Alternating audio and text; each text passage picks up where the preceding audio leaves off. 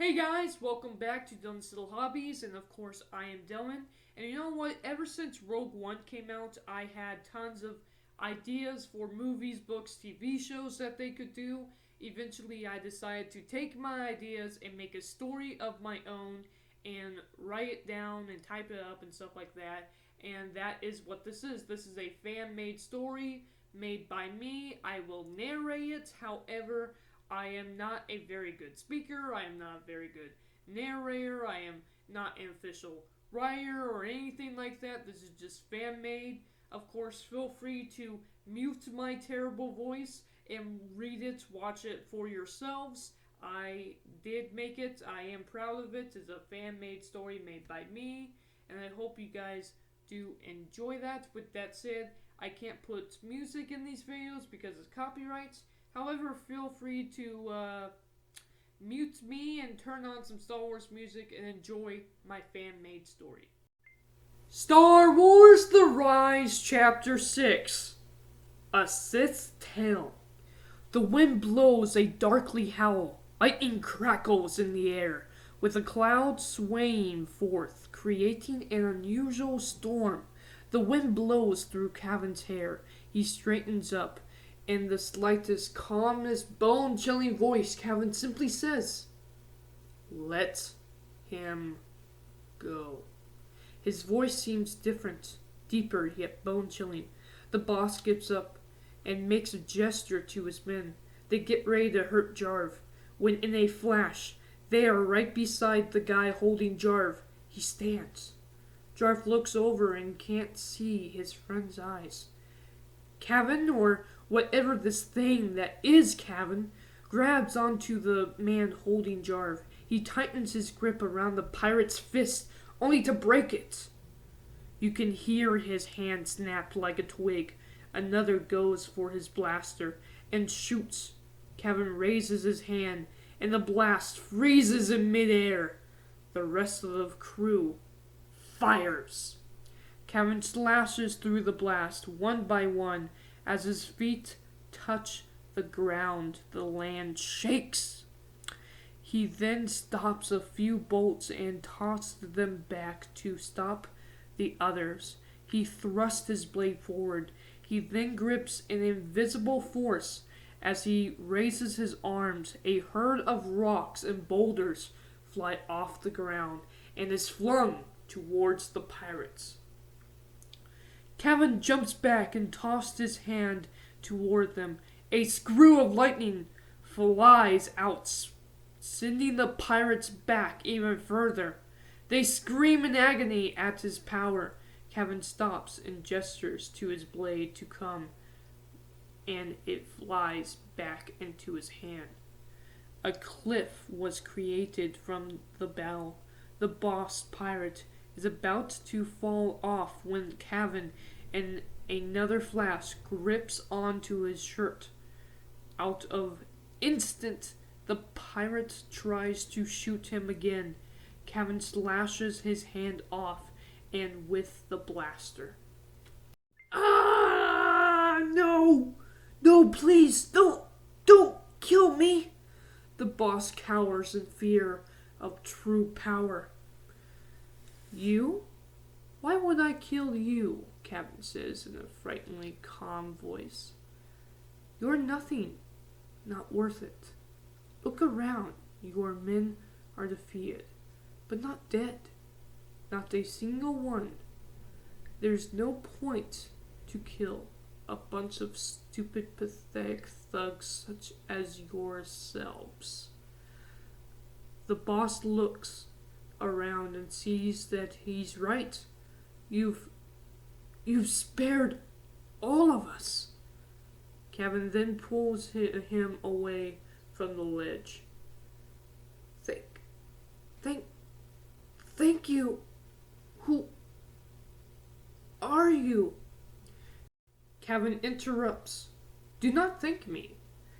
I have a task for you. If I killed you, no one would then know about me. Someone has to be alive to tell the story, right? The boss nervously nods. Cavan looks up. They already know I'm alive. I want you to tell everyone you see. Tell them Slade, the Prince of the Sith, the true Dark Lord, has raised once again. Tell them of my power. Tell them of my goal. I'm alive for one thing: to destroy the ones who killed me. To destroy the Sith. He then walks away. He then puts away the sword. He heads towards Jarv. Jarv, at first a little dazed from his injuries. He then is startled by Kevin. He scrambles away from fear. No, don't come near me. Kevin laughed and pulls the hair out of his eyes. Jarv, it's just me. He tries to help his friend up, but Jarv slaps him away. What are you? Explain all this. What are you? He yells. Kevin then sits back.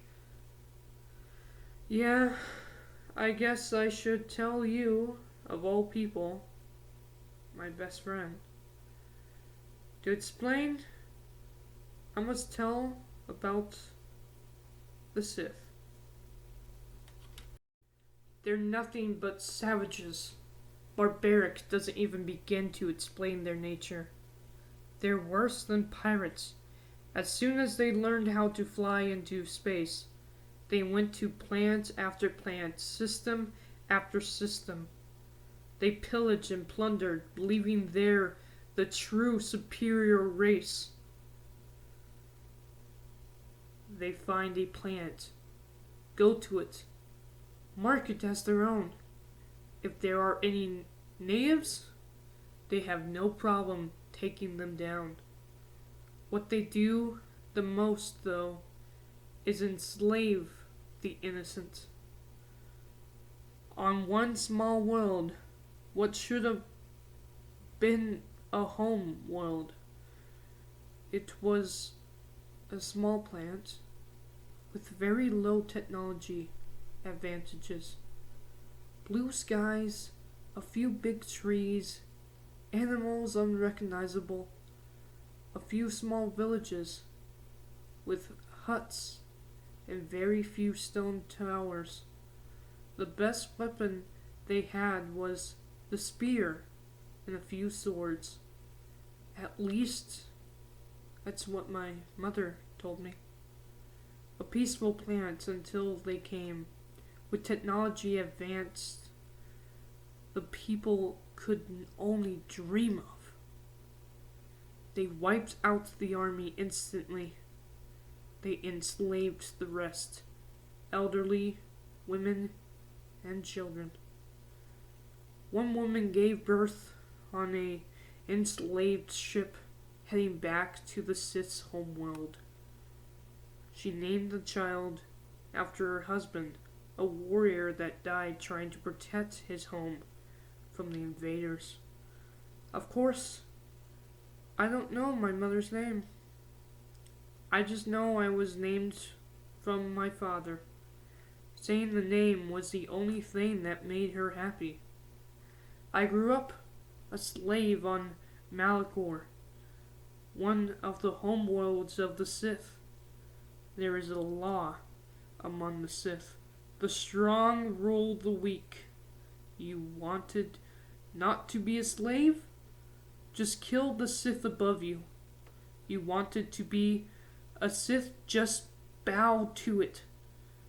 Bow to its will and rules. You want to rank up in the Sith's army? Just kill your superior and take his place. If you're strong enough, you can kill the Sith Lord ruler of the Sith and become the Sith Lord yourself. One day I was being picked on by a slaver. My mom could tolerate anything. The pain of being a slave, the physical and mental torture. But no one was to touch her child. I don't even know how old I was. She was thrown into a ring and given a sword. If she won, she would be adopted as a Sith and would have killed her superior. But long story short, as I and the slaves like me encouraged her, she was no match for the Sith. He had magical abilities. He gave her a few swings at him. She even cut his face. He only laughed at her, and like an invisible hand was there, he choked her to death without raising his arm. She was dead. No chance of winning. When I saw it, something snapped in me. My own abilities awoke in anger. As the Sith laughed at the dead woman I called mother, in one fell swoop, I wasn't even trying. I just lost my cool. Anger swept in me, and before I knew what was happening, everyone there, the guards, the slaves that were like me, everyone, especially the man who ended my mother, all of their heads blew off their bodies. I don't know how many I killed. As I was crying, more Sith soldiers came, more heads blew up. Finally, the Sith Lord heard news of it and came down himself. He looked around and only saw body after body. He walked towards the only living thing in the center, crouched down over a woman. "Wipe your tears, boy," he said. I looked over towards him and expected his head to blow. He laughed. "Your powers are far too weak to get me, but you have much strength in you. Fear not, young boy, fear not. Wipe those tears away." I finally calmed down and did as he said. He then crouched towards me and was eye to eye. His eye was a bright, ugly yellow. He had horns. He was old and decrepit, barely able to hold himself up with a staff, yet stronger than everyone around. I looked him in the eye with my own demon eyes. A true Sith is one with hate. Those eyes are a sign of your hate. Tell me, what is your hate? "I hate you," I said. "I hate the Sith. I want to destroy all Sith," I yelled at the top of my lungs. More heads around the bodies blew up. The Sith Lord laughed. "With your powers, keep that up and your wish might come true." He stood up. "Might come true," he said, and started walking away. "Come, my boy. From here on out, you will be one of my children. You are a Sith prince. Your name shall be..." He looked around once more. "Just as you've done here. Slade."